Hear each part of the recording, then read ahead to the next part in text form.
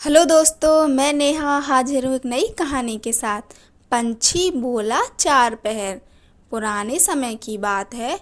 एक राजा था।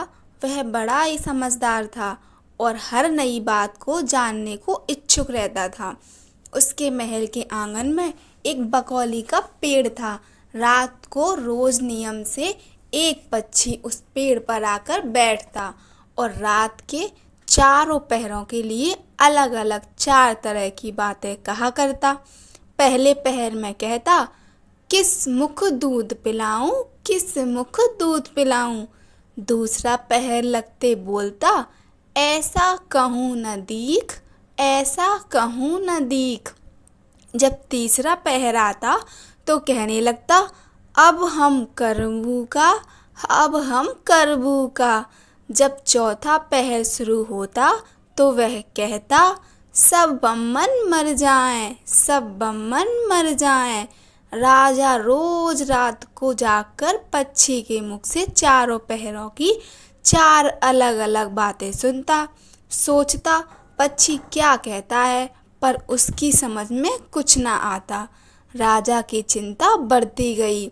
जब वह उसका अर्थ निकालने में असफल रहा तो हार कर उसने अपने पुरोहित को बुलाया, उसे सब हाल सुनाया और उससे पक्षी के प्रश्नों का उत्तर पूछा।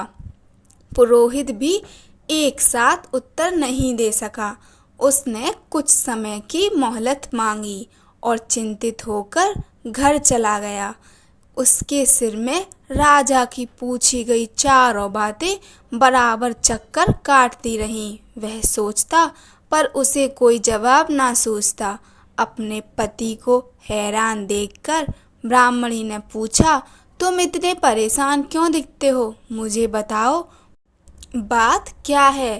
ब्राह्मण ने कहा, क्या बताऊं, एक बड़ी ही कठिन समस्या मेरे सामने खड़ी हुई है।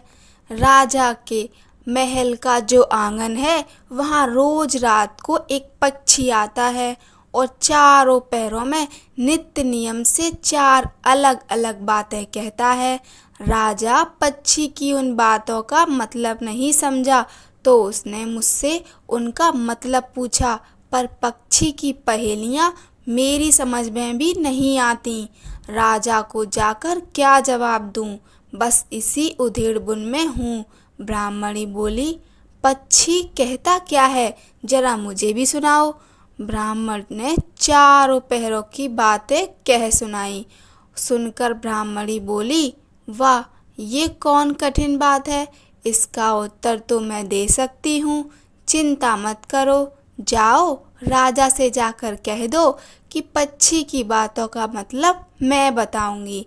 ब्राह्मण राजा के महल में गया और बोला, महाराज, आप जो पक्षी के प्रश्नों के उत्तर जानना चाहते हैं उनको मेरी स्त्री बता सकती है। पुरोहित की बात सुनकर राजा ने उसकी स्त्री को बुलाने के लिए पालकी भेजी। ब्राह्मणी आ गई।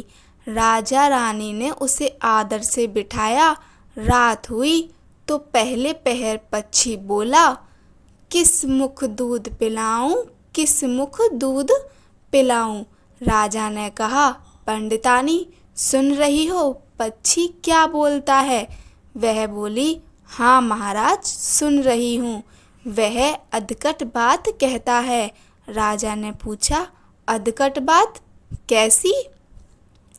पंडितानी ने उत्तर दिया, राजन सुनो, पूरी बात इस प्रकार है। लंका में रावण भयो 20 भुजा 10 शीस। माता ओ की जा कहे, किस मुख दूध पिलाऊं, किस मुख दूध पिलाऊं। लंका में रावण ने जन्म लिया है। उसकी 20 भुजाएं हैं और 10 शीश हैं। उसकी माता कहती है कि उसे उसके कौन से मुख से दूध पिलाऊं। राजा बोला, बहुत ठीक, बहुत बहुत ठीक, तुमने सही अर्थ लगा लिया। दूसरा पहर हुआ तो पक्षी कहने लगा, ऐसो कहूँ न दीख, ऐसो कहूँ न दीख। राजा बोला, पंडितानी इसका क्या अर्थ है? पंडितानी ने समझाया, महाराज सुनो, पक्षी बोलता है, घर जम्ब नवदीप, बिना चिंता को आदमी ऐसो कहूँ न दीख, ऐसो कहूँ न दीख। चारों दिशा सारी पृथ्वी नवखंड सभी छान डालो, पर बिना चिंता का आदमी नहीं मिलेगा। मनुष्य को कोई ना कोई चिंता हर समय लगी ही रहती है। कहिए महाराज, सच है या नहीं? राजा बोला, तुम ठीक कहती हो। तीसरा पहर लगा तो पक्षी ने रोज की तरह अपनी बात को दोहराया, अब हम करबू का, अब हम करबू का। ब्राह्मणी राजा से बोली, महाराज इसका मर्म भी मैं आपको बतला देती हूँ, सुनिए। 5 वर्ष की कन्या 60 दई ब्याह, बैठी करम विसूरती, अब हम करबू का, अब हम करबू का। 5 वर्ष की कन्या को 60 वर्ष के बूढ़े के गले बांध दो तो बेचारी अपनी करम पीट कर यही कहेगी, अब हम करबू का, अब हम करबू का। सही है ना महाराज? राजा बोला, पंडितानी तुम्हारी यह बात भी सही लगी। चौथा पहर हुआ तो पक्षी ने चोंच खोली, सब बम्मन मर जाएं, सब बम्मन मर जाएं। तभी राजा ने ब्राह्मणी से कहा, सुनो पंडितानी, पक्षी जो कुछ कह रहा है क्या वह उचित है? ब्राह्मणी मुस्कुराई और कहने लगी, महाराज मैंने पहले ही कहा था कि पक्षी अधगट बात कहता है।